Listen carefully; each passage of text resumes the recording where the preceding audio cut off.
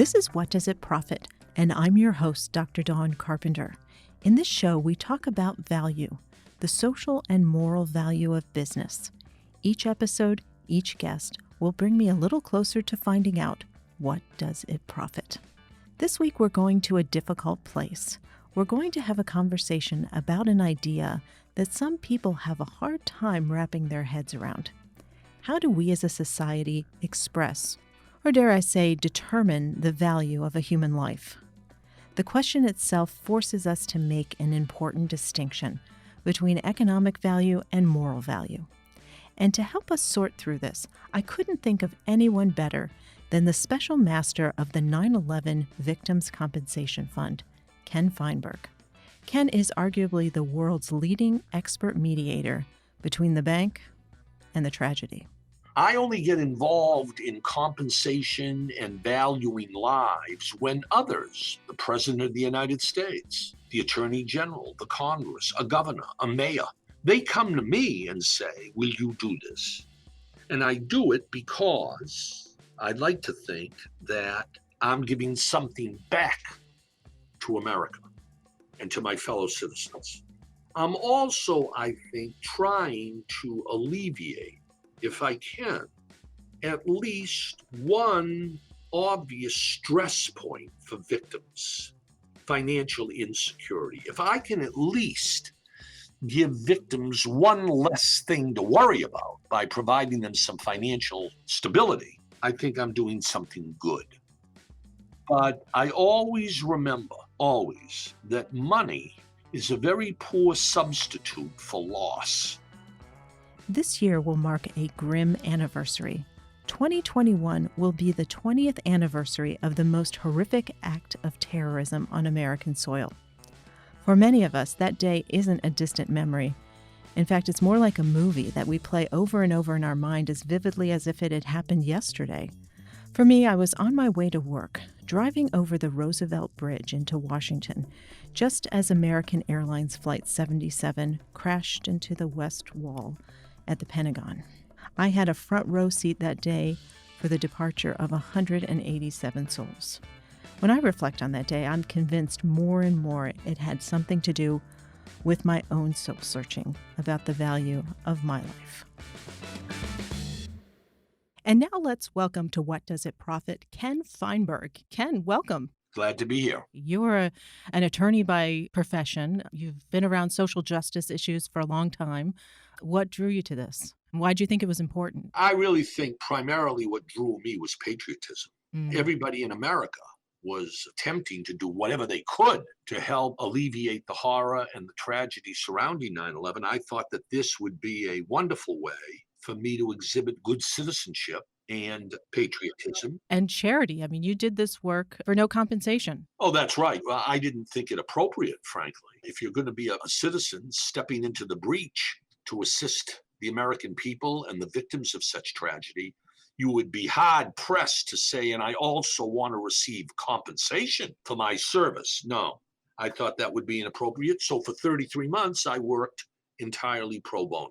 Well, let's rewind the clock even further. I mean, we're going to have the 20th anniversary this year of September 11th, but your work goes much farther and deeper back than that. Tell our listeners about how you got started in the work of being a bridge between those who have suffered injury and surviving family and friends of just horrible tragedies and sometimes corporate malfeasance, just bad stuff. How you got involved in the justice process. 1984, April, that was the month. That's when Judge Jack Weinstein, federal district judge sitting in Brooklyn, he happened to be responsible. He was the judge in charge of the litigation involving Agent Orange and Vietnam veterans. You'll recall that the Vietnam veterans came home from Vietnam with various maladies, illnesses, and injuries allegedly caused by exposure to the herbicide, Agent Orange, the defoliant, that they became in contact with while serving in Vietnam. And there was a big lawsuit. I knew Judge Weinstein for many years.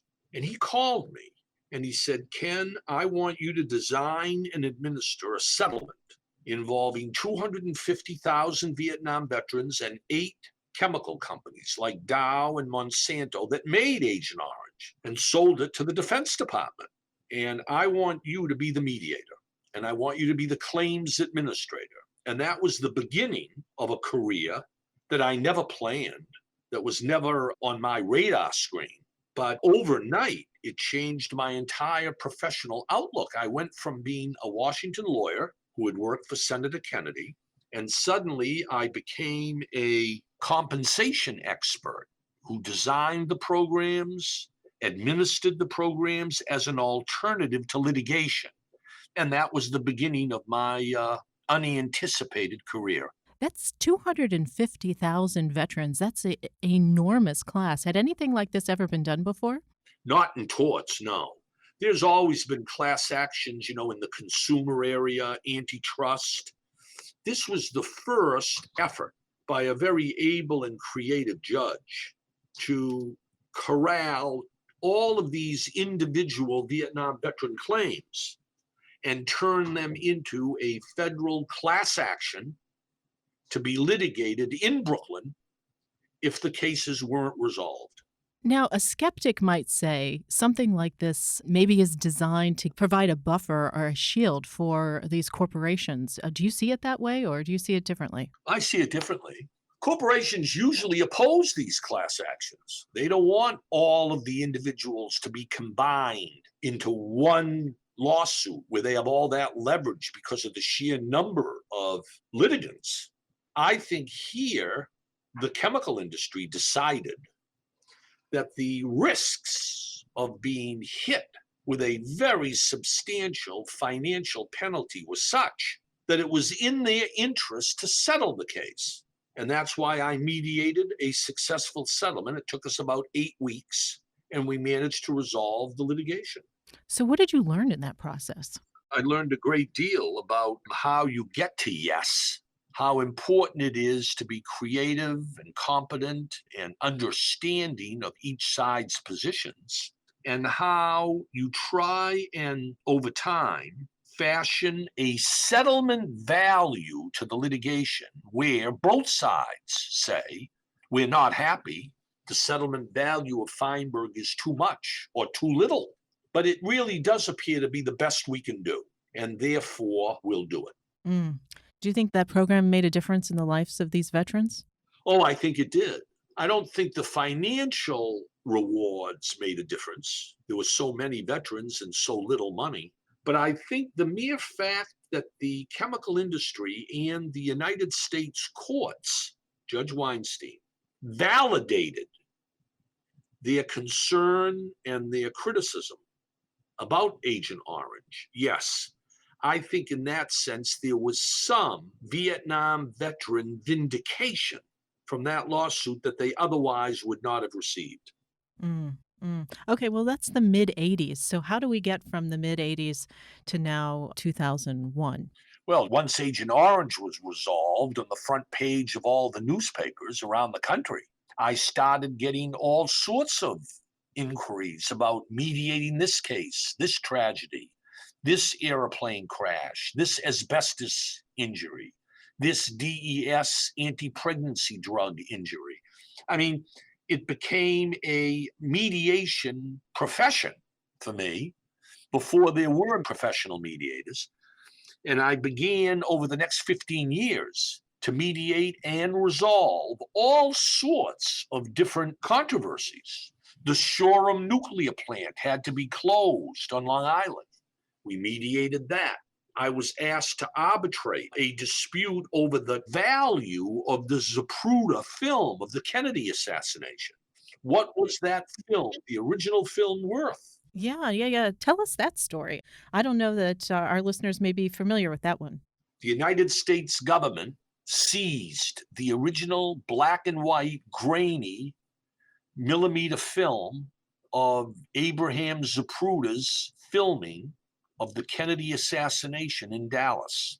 And the United States government believed that that original film, the old, grainy, black and white film, was of great historical value. and should be protected and preserved in the National Archives in Washington. The only film of a horrible event in American history. Well, what was the film worth? It was owned by the Zapruder family in Maryland. And they said, well, if you want us to willingly surrender ownership of the film, we should be compensated. The government seized the film on grounds of eminent domain, that it had to be owned by the American people. So Congress set up an arbitration procedure. The government will choose one arbitrator. The Zapruder family will choose a second arbitrator, and the two arbitrators will choose a third arbitrator. They'll hear evidence, and they will determine for all time the financial value of that film. And we held a 2-day arbitration in Washington. The federal government put on witnesses, the Zapruder family put on witnesses, and the three arbitrators reached a decision and valued the film at around $18 million paid to the Zapruder family. And the film to this day remains safe and sound in the National Archives in Washington. How on earth did you come to that figure? I mean, we're going to talk in a minute about how to assess values as it relates to human tragedy, but something like this is different. How do you value something material that it's priceless? Well, that's right. That was the question. So the federal government called witnesses, and the witnesses said, it's not a Da Vinci painting. It's not a painting by Michelangelo. It's not a Picasso. You can't show it in your living room. We compare it to something like a Babe Ruth baseball bat, or the Don Larson baseball that he used to pitch a perfect game in the World Series. We say $2 to $3 million, and that's a bargain. That is more than it's worth. It's only an old piece of celluloid. Well, the Zapruders brought in witnesses from Sotheby's and Christie's auction houses, and they said, this film, this historical artifact, is priceless. If it were put up for sale, somebody with a lot of money, a sheik, the Sultan of Bahrain, somebody would buy it and loan it or give it to the John F. Kennedy Presidential Library or the Lyndon Johnson Library. This is worth a tremendous amount of money. This is worth like $30 to $35 million in the open auction market. And the arbitrators agreed on about $18 million. Mm-mm-mm. So in the archives it went, and you went about on to the next valuation, I suppose. The next valuation, the next dispute. And then around, in 2001, 9/11, and then in 2010, the BP oil spill in the Gulf of Mexico, the Deepwater Horizon oil rig explosion, and Shoreham nuclear plant, and asbestos, and the Boston Marathon bombings on Patriots Day during the marathon a few years ago, the Pulse nightclub in Orlando, that terrorist attack that killed 58 people. All of these tragedies, Sandy Hook Elementary School in Connecticut, the 25 first graders who were murdered, all of these tragedies, the governor, the mayor, or the senator, or the president, or the Congress have asked me to please make myself available to design and administer the programs, which I've done. Oh, well, I tell you, I can't imagine how you go through daily life without having a mental health professional on speed dial. There's a lot of hurt and angst in your world. There is, and you never get over it. And unless you have a heart of stone, you can't help but be impacted by it personally. But you're given this assignment, you're asked to do something, you do it. And you feel some obligation to give back to the community. It's not fashionable to talk this way these days, but Anywhere except on the show, of course. that's right. But I mean, I grew up in Brockton, Massachusetts when President Kennedy was in the White House. And I remember President Kennedy telling the American people that every single individual can make a difference. And I've tried to live that way in my professional career and tried to make a difference in advancing the communitarian ethic of the American people. Well, let's go back. I live with this every day. I can still close my eye. I can almost smell the inside of my car on that day on September 11th. The memories are so vivid for me. What were you doing September 11th, 2001? I had just finished teaching a class in mass tort law at the University of Pennsylvania Law School in Philadelphia. And I left the class to head to the 30th Street Railroad Station to take the train back to Washington when I saw in the law school student union the TV evidence of a plane hitting the World Trade Center. By the time I got to the train station, a second plane had hit, and the train got me as far as Wilmington, Delaware, on my return to Washington, when a third plane hit the Pentagon. All trains were shut down. I left the train with a couple of colleagues that I knew. We rented a taxi at the train station in Wilmington and drove home to Washington. I returned to Washington that day. I made sure that my son in New York City was safe. My daughter and other son were in Boston, and they were safe. And then I read in the New York Times that there was going to be a law established to set up a special victim compensation fund for the victims and their families of the 9/11 attacks. And I went to my old boss, Ted Kennedy, told Senator Kennedy of my interest in acting as the administrator of that program. And he called the Attorney General, John Ashcroft, who had been a senator from Missouri with Ted Kennedy. And I was interviewed by the Bush administration, and they asked me to come on board as a special employee to design and administer the program. And I did it for 33 months. You've got this appointment by the president, and you're in consultation with the attorney general, and your job is to set up this victims' compensation fund. So I understand that Congress was very moved to do something and to do something big, but they didn't give you many rules, and it was your job, I understand, to put all that together. So how did that work? Well, first of all, you read the statute. What did Congress tell you about the confines of this special compensation program? What statutory directive is there? Then you put together a very small working group, lawyers that I know and trust, the Department of Justice, the Office of Management and Budget, and you sit around a table and you draft, based on the statute, the rules. You're right, Congress delegated to the special master. I'm going to stop you here for just a second, only to ask you, because our listeners, by and large, are not legal scholars. Explain what a special master is and what that role does and how it functions. Special master is a legal term. He's like an administrator or a mediator, sort of a quasi-judicial officer who is delegated by Congress or a judge to perform certain tasks. And in this case, Congress mentioned in the statute the appointment by the Department of Justice of a special master, in effect an administrator, to design and administer claims arising out of the 9/11 attacks.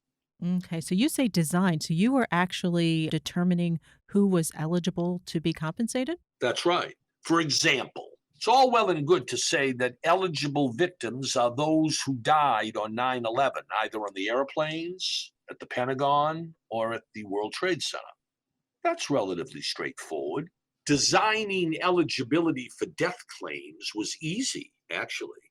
Just, present us a death certificate. But what do you do with all those physically injured? Now, the law said that physical injury claims are only compensable if the injury occurred in the immediate vicinity of the 9/11 attacks. Well, what is the definition of immediate vicinity in the World Trade Center? There were people filing claims. One lady filed a claim who lived on East 95th Street, 5 miles away. And she filed a claim saying that she was hanging a painting in her living room when she saw the plane hit the World Trade Center from her window. She fell off the ladder and broke her leg. Is she eligible? Was she in the immediate vicinity of the World Trade Center? We said, no, you weren't. You're not eligible. We came up with a geographic boundary as to what was immediate vicinity. Then the law said, and if you're injured, You had to receive medical treatment within 24 hours. 24 hours. Well, we received a fair number of claims. First responders. Mr. Feinberg, I couldn't go to a hospital within 24 hours. I worked for 39 hours straight down at the World Trade Center trying to find bodies and excavate the damage. How dare you say 24? Well, we extended it by rule. We said it's 24 hours, unless you're a first responder. Then I think we gave you 72 hours. So there were statutory gaps in the meaning of the law that we had to and did fill using rules and regulations that we drafted in designing the program. Okay, so you set up the guardrails, if you will. And from what I understand, there's much more to this because after it's been designed, you have to communicate it to the people who may be eligible. And I guess to be successful, you need to have a fair amount of participation. Oh, that's absolutely right. The, the test as to whether or not the program is successful is how many people who are eligible actually applied. So you have to reach out, you have to publicize, you have to urge people to come into this program. And it wasn't easy. But in 33 months, 97% of all eligible families that lost a loved one on 9/11 voluntarily came into the program. Only 3% of the families, 94 people, decided voluntarily not to participate, to opt out and litigate against the airlines and the World Trade Center. And they all settled their cases within 5 years after the 9/11 attacks. Okay, so the majority of people opted to participate in the program probably for a number of different reasons, but I would suspect that it was the likelihood of getting funds quickly and size amount that would be justifiable for foregoing what I understand is the future ability to sue. That's right. You had to incentivize people not to sue.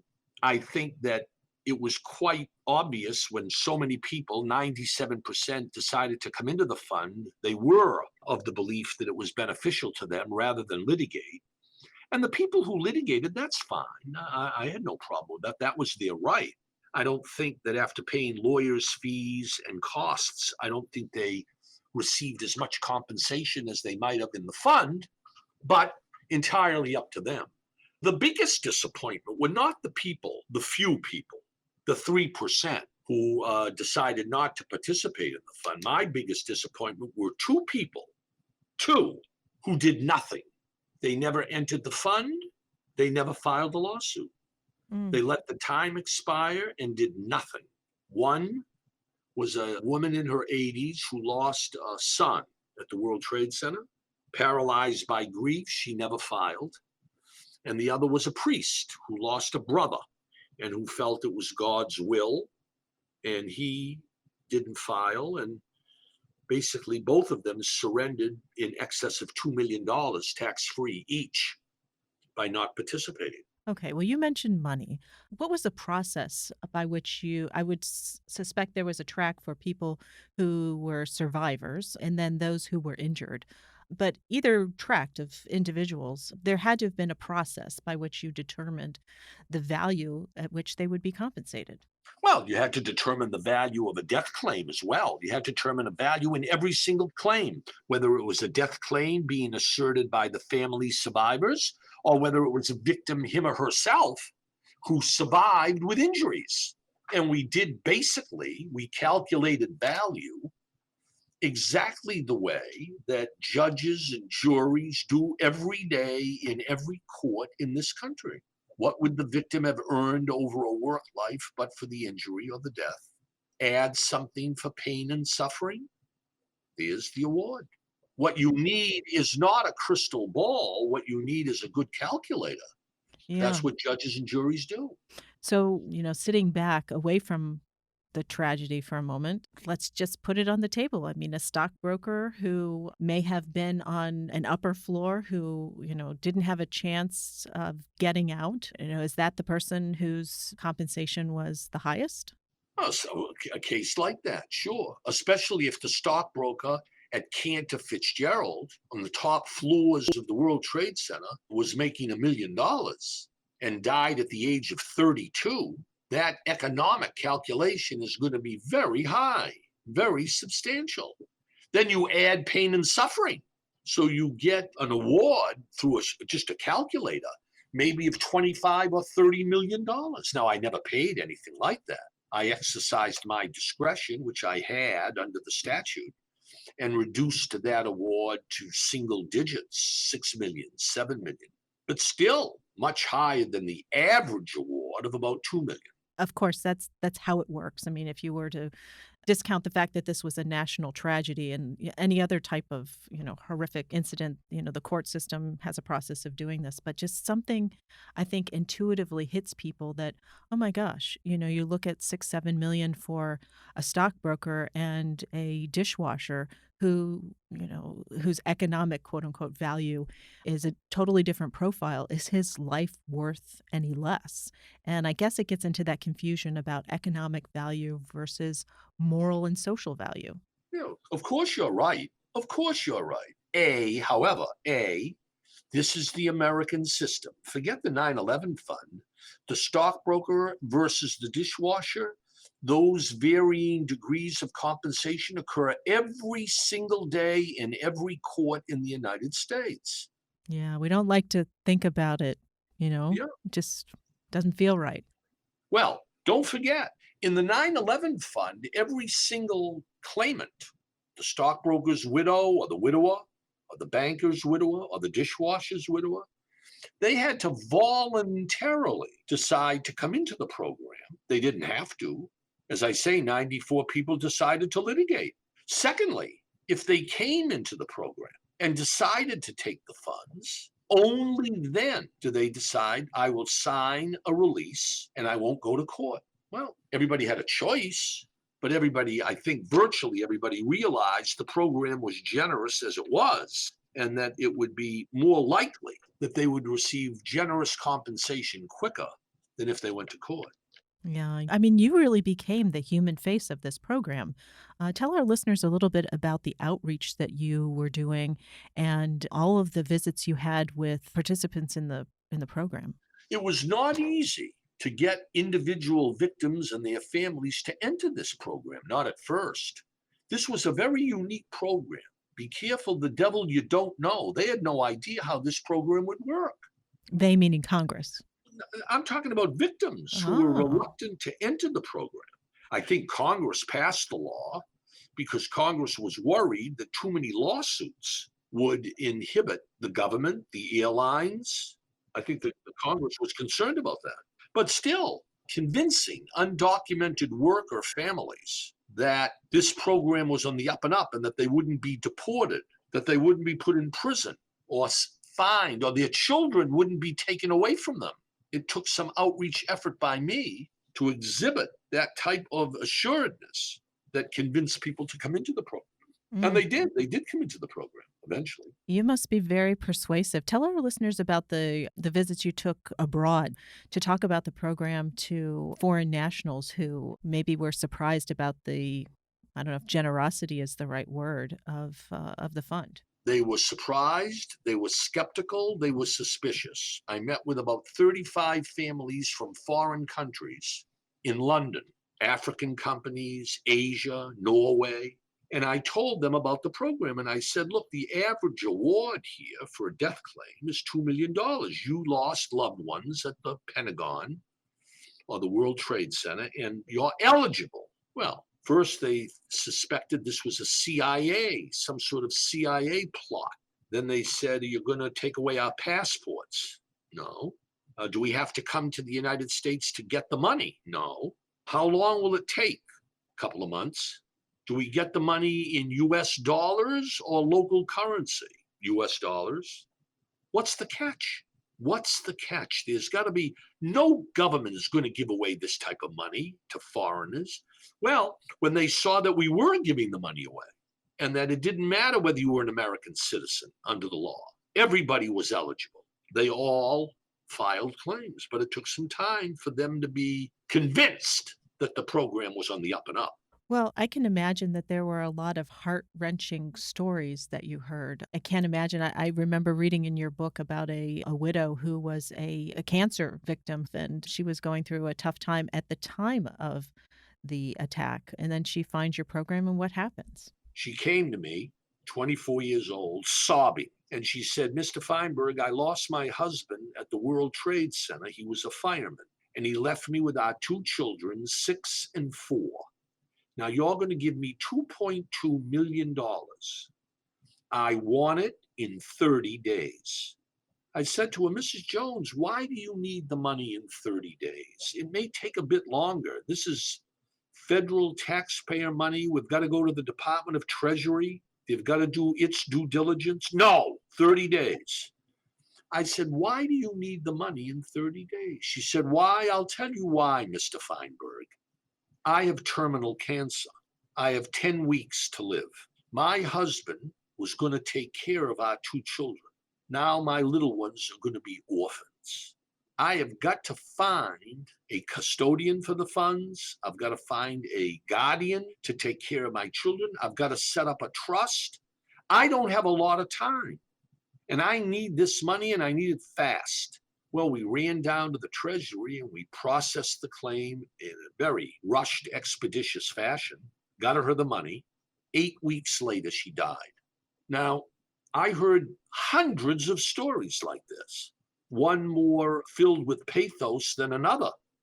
And the stories vary as much as human nature: anger, frustration, sadness, disappointment, you name it. Well, I mean, you said it. I mean, bad things happen to, well, you didn't use these words just yet, but bad things happen to good people. So, what makes this victims compensation fund any different than, the people that were impacted by the Oklahoma City bombing at the federal building or any other number of tragedies that, in this case, may or may not have been connected to a government installation? I mean, what made this different, and why shouldn't everyone who is a victim of hurt and horribleness in the world be eligible to be compensated this way? Well, it's really the other way around. In America, a program like the 9/11 Fund is a real aberration. You'll never see a 9/11 Fund again, I don't believe. It really is, as you point out, inconsistent with tragedy every day that results in innocent victims. The only reason I find convincing as to why the 9/11 Fund was created and was so generous is that the American people, acting through their elected representatives, decided the 9/11 Fund, Congress decided we better do something for the victims. So I think the 9/11 Fund is just an example where the electorate ratified a program that it felt was commensurate with the nature and scope of the tragedy.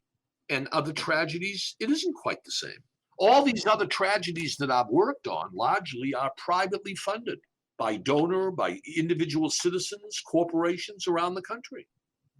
It's Sure. different. Sure, sure. Yeah, no, I understand you're working with the some of the clergy abuse victims in New York, and you also worked with charities who, come to the aid during these times of mass tragedy. And Americans are generous. Never underestimate the generosity of the American people. It goes back to the Puritans in 17th century Massachusetts, the city on a hill. And I think the generosity of the American people is one of the extraordinary features of all these programs, tell you the truth. Well, Ken, before I let you leave the show, because I always ask all of our guests this question, in the work that you do, you think about it for a minute and reflect, what does it profit? How do you think about what it is that you're doing and how maybe you might be an inspiration to others? Well, first of all, I don't go looking for these programs. I only get involved in compensation and valuing lives when others, the President of the United States, the Attorney General, the Congress, a governor, a mayor, they come to me and say, will you do this? And I do it because I'd like to think that I'm giving something back to America and to my fellow citizens. I'm also, I think, trying to alleviate, if I can, at least one obvious stress point for victims: financial insecurity. If I can at least give victims one less thing to worry about by providing them some financial stability, I think I'm doing something good. Mm. But I always remember, always, that money is a very poor substitute for loss. And when I take on one of these programs, do not expect thank you, gratitude, appreciation. It rarely comes, and don't expect it, because telling somebody I'm going to give you $2 million, but you'll never see your daughter again, that's hardly fair. It's hardly just. And I really don't use those words when you administer these programs.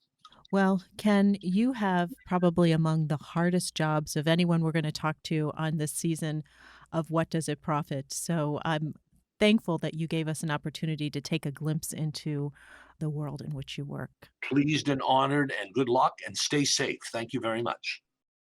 You've been listening to What Does It Profit? And thanks to all of those of you who have gotten the word out about the show, especially our friends at CastBox. You can meet our team and sign up for our weekly newsletter at whatdoesitprofitpodcast.com. In our next episode, we're going to stay in Washington for a while with a new president and a whole new Congress. There's a lot to do. One of those big important projects is figuring out how to promote private investment that's needed to realize this exciting new agenda. First of all, it profits our souls. The idea that you have a way that you can see how your investments affect the world, that the companies you invest in might treat their workers well, that you might be able to invest in companies that are building new buildings in your communities with union labor, with workers who are well paid and have safe jobs, that you can invest in a way that directly leads to the greening of the economy. Next on What Does It Profit? Congressman Andy Levin, Vice Chairman of the House Education and Labor Committee, and one of those rising stars the Biden administration considered for Labor Secretary. Until next time, follow us on social media to keep up with the show and to help us build the What Does It Profit community. Don't forget to subscribe and tell your friends about the show. Let us know your thoughts on the importance of exploring the moral and social value of business. Email a brief audio file to our production team at producer@whatdoesitprofitpodcast.com, and maybe your friends will hear your thoughts on the show. What Does It Profit is written and hosted by me, Dr. Dawn Carpenter. This episode was produced by guest producer Lucy Wang. Special thanks to our talented interns Niels, Hannah, and Sean, other team members, and our long and illustrious group of friends and supporters can be found at whatdoesitprofitpodcast.com. Before I let you go, let me remind you to never stop asking yourself, what does it profit?